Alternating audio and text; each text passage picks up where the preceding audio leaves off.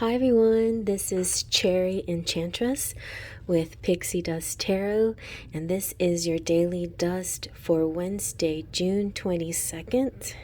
We're getting so close to the planetary alignment.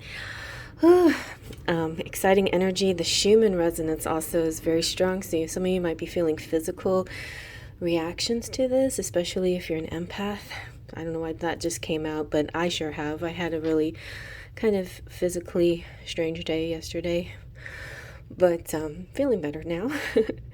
Anyway, and I just had a good shower. Okay, so now we're using the Prisma Visions Tarot that I reviewed yesterday. So let's take a look. This is a really incredible deck, and I'm real curious to see what kind of messages come out.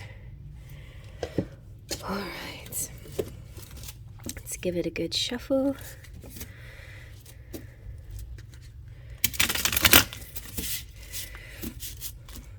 I'm not going to do like a back shuffle because I don't want to damage the edges. Maybe one more time.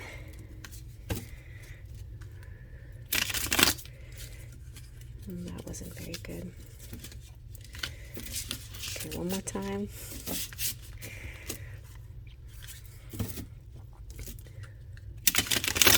Okay, take it from the top.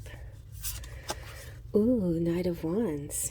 It's kind of romantic and swirly. Where is he in this?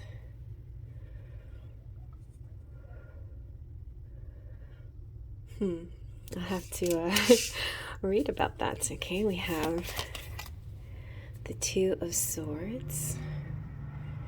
So, thought, thinking, processing. And ooh, the Ace of Swords. Good. It's kind of cool that the two led to the Ace, because it's like, aha, you were in your head a little bit, and then haha, an epiphany, an aha moment. But just so you know, look how they connect this way.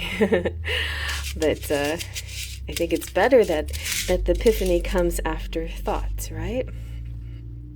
Okay, I'm going to zoom in a little bit more, and then I'd like to do a little bit of reading from the book because the author is so incredible. All right, the Knight of Wands depicts a man at odds with himself. He is caught between two surging vents, okay? Each attracted to his potential, each desirous of his energy. Imbued with power, he is eager to pursue his goals with reckless abandon, but in his haste, he fails to balance or plan his approach, depending on his vigor to see him through. This is short-sighted. He will be torn apart by the willful ardor of his spirit. So the Knight of Wands may portend a surge of confidence and energy, the fire catching from a spark of the page, but that's like this firing swirl. But don't depend on the initial fervent swell to see you through to the end. Ultimately, a disciplined strategy will pay greater dividends than a short-lived burst of enthusiasm. Focus on the vision at hand and ask yourself if you're being passionate or merely just brash. Yeah, like impulsive or just acting on emotions or feelings. And this is really good too for being triggered in a moment out of anger or whatever. Also, I'm getting energy like a person that's coming towards you. They want to come towards you. They want to act with passion and vigor. This is their gut decision or gut reaction, but it's almost like they stop themselves and they go into their head because, and this could also be you. So you or somebody else or both of you may say, wait, stop right there. It's kind of like, I gotta know right now. It's this feeling of, okay, like we've tried this before, this passionate approach or passion or impulsiveness or acting on in the moment sometimes doesn't work. Sometimes it's necessary and beneficial, but there are times where it's not helpful. So we have to think this through. So Two of Swords oftentimes is kind of used as a negative card, but I think in this case it's helpful as long as you don't get stuck in this in your mind and stuck in these choices back and forth and back and forth and back and forth. As long as there's not that energy of indecision, because I feel like this is a good balance to this. This is action and this is using your mind. This is physical.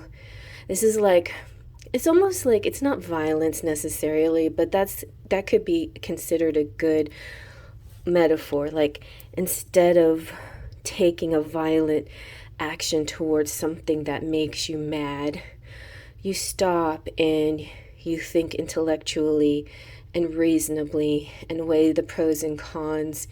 And let's say it's a legal fight, you don't fight a legal fight through violence. You use the system. Even if it's flawed, it's the best procedure, because violence leads to, death and pain and prison and all those other kinds of things.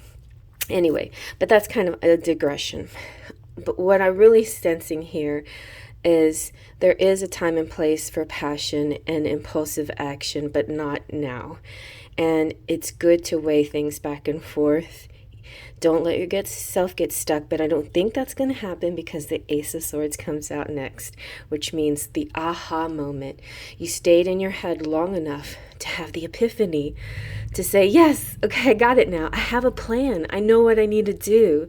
I know which direction I need to go, and I know what I need to do. So the Ace of Swords is very good energy here at the end of this reading, right? The placements of the cards mean a lot too. Generally, this is current energy or energy going out, moving on to future energy. And it could all be happening in the same day, or, a few days before, a few days after. And also, a decision you make on this day could have some import to future events, right? So the Ace of Swords is the thing that cleaves through indecision and deceit.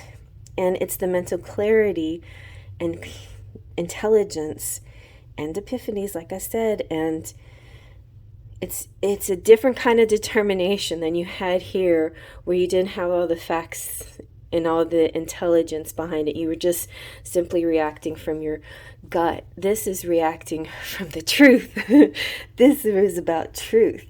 Okay, so it's very powerful and it's meant for good. And I hope you like that. Faith, trust, and pixie dust.